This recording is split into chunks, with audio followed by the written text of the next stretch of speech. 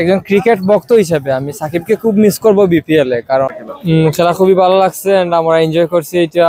তবে খেলাটা আরো ভালো হতো যদি প্রথমার্ধে খেলা ঢাকা মেট্রো 120+ করতে পারতো, তাহলে খেলাটা আরো ভালো হতো। কারণ ওরা রান করার আগেই আসছে গেছে, যার কারণে অনেক প্লেয়ার আছে আপনার রংপুরের, ওরা ব্যাটিং করার সুযোগই পায় নাই। তো আফটার অল বলবো ভালোই হয়েছে এবং আমরা অপেক্ষায় আছি সিলেটবাসী বিপিএল এর জন্য। আর আপনি জানেন যে বিপিএল হলে সিলেটে প্রচুর দর্শক হয়, সো আমরা ওইটার জন্য ওয়েটিং করতেছি। অবশ্যই আমি কেন চাবো না, এটা এটা এটা সুযোগ হয়েছে আমাদের সময় অতিক্রম করার জন্য, ভালো একটা ওয়ে। এবং এই যে সময়টা স্পেশালি সবার এক্সাম শেষ, ভ্যাকেশন আছে, আমি মনে করি প্রত্যেক বছরই আমাদের সিলেটে এই খেলাটা হোক, কারণ সিলেটের স্টেডিয়ামটা ইন্টারন্যাশনাল এবং খুব সুন্দর একটা এনভায়রনমেন্ট এখানে আছে।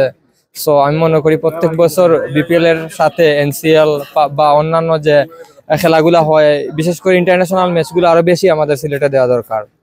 ধন্যবাদ। আইসি অ্যাভেলেবল টিকিট আছে এখানে, তবে আমি একজন ক্রিকেট ভক্ত হিসেবে আমি সাকিবকে খুব মিস করব বিপিএল এ, কারণ ওই যে সাকিবের বিরুদ্ধে অনেক এলিগেশন আছে যেগুলো আসলে মিথ্যে। সো নতুন বোর্ডের কাছে আমার একটাই রিকোয়েস্ট থাকবে যে আপনারা এই বিষয়টা একটু দেখেন। সাকিব যদি দোষী হয় অবশ্যই তাকে শাস্তি দেন, আর যদি সে দোষী না হয় তাকে আবার খেলাতে ফিরিয়ে আনুন, কারণ সাকিবের মাধ্যমেই আমাদের দেশটাকে রিপ্রেজেন্ট করা হয়েছে বিশ্বতে। আর সে একজন অলরাউন্ডার, সে ভালো কিছু ডিজার্ভ করে আমাদের দেশ থেকে। সো নতুন বিসিবির সভাপতি এবং বিসিবি অথরিটির কাছে আমার এটাই চাওয়া যে ভালো প্লেয়ারদেরকে শেষের দিকে যাতে তাদের প্রাপ্যটুকু দেওয়া হয়। ভালো করছেন ওরা। আমাদের সিলেটের টিম ম্যানেজারকে আমি ধন্যবাদ জানাই ভালো প্লেয়ারদেরকে ইনভাইট করার জন্য সিলেট টিমে। আর স্পেশালি যারা সিলেটে খেলে দেখছি সবই তারা তাদের মন থেকে প্রাণ থেকে খেলে ভালো কিছু দেওয়ার জন্য। ওর পারফরমেন্স খুব ভালো ছিল। আমরা আশাবাদী এইবার সিলেট অবশ্যই ভালো কিছু করবে। ভালো কিছু বলতে আমি মনে করি আমরা এবার চ্যাম্পিয়ন হব অবশ্যই। জাকের আলী অনেক যে এখন ট্রেন্ডিং এ আছে বলতে গেলে, আর যে খুবই ভালো পারফরমেন্স করতেছে। তো সবকিছু মিলিয়ে আমি আশা করি সিলেটের প্লেয়াররা ভালো করবে এবং আমরা চ্যাম্পিয়ন হবে এইবার। সত্যি কথা বলতে গেলে আমি সত্যি কথাই বলবো যে এই মুহূর্তে মাশরাফি বিন মুর্তজার আর খেলার প্রয়োজন নেই। কারণ দেখেন আপনি সিলেটের ম্যানেজার, আমি যতটুকু জানি ওনাকে হায়ার করছে সিলেটের জন্য, তবে উনি আসলে খুব ভালো একটা পারফরমেন্স করতে পারবেন না, কারণ ওনার এই সময়টা আর নেই। তো আমি মনে করি যদি মাশরাফির জায়গায় অন্য কোনো একজন ভালো প্লেয়ারকে আনা হয়, সে সুযোগ পাবে, সে তার সর্বোচ্চটা দিবে।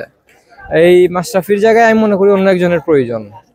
কারণ আপনি দেখেন মাশরাফি একটা সময় বাংলাদেশকে, সিলেটকে, সবাইকে দিয়েছে তার খেলা দিয়ে, বাট এখন আর আবেগ দিয়ে তো ক্রিকেট হয় না। ক্রিকেট তো আপনার পারফরমেন্স, আপনার ফিজিক্যাল কন্ডিশন, আপনার সবকিছু দেখেই হয়। সো আমি সিলেটের মালিককে এটাই বলবো যে আপনি চাইলে মাশরাফির জায়গায় নতুন একজন প্লেয়ারকে সুযোগ করে দিতে পারতেন, যে তার সর্বোচ্চটা দেখাতে পারতো এই বিপিএল এ, এবং তার হয়তো একটা ভালো ক্যারিয়ার হতো।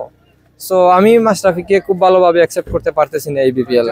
টোটালি হয়েছে বোর্ডের উপর এবং তাদের খেলার কন্ডিশনের উপর কে যাবে চ্যাম্পিয়ন্স ট্রফিতে। তবে আমি মনে করি সাকিবকে মাস্ট রাখা প্রয়োজন।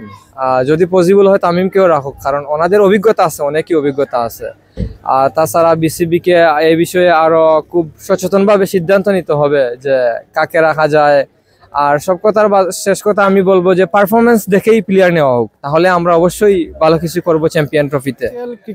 ক্রিকেটে অনেকটা ডেভেলপ করে, যেমন আমাদের বাংলাদেশি প্লেয়াররা টি-20তে খুবই দুর্বল। তারা অন্য ভেন্যুতে বা অন্যান্য খেলায় টি-20তে গেলে তারা 6 মারতে মানে খুব একটা করে। তো বাট এখন দেখলাম যে এই বছর জিসান আলম আছে, বিশেষ করে আরিফুল হক ওয়ান্ডারফুল একটা ইনিংস খেলছে এই বছর, নতুন একবারে নিউ। তাই মনে করি তাদেরকে অনেকটাই ডেভেলপ করবে, তারা এক্সপিরিয়েন্স হবে, তাদের অভিজ্ঞতা বাড়বে এবং তাদের মানে যে টি-20 খেলার যে একটা অভিজ্ঞতা আছে এটা তাদের খুব ভালো হবে।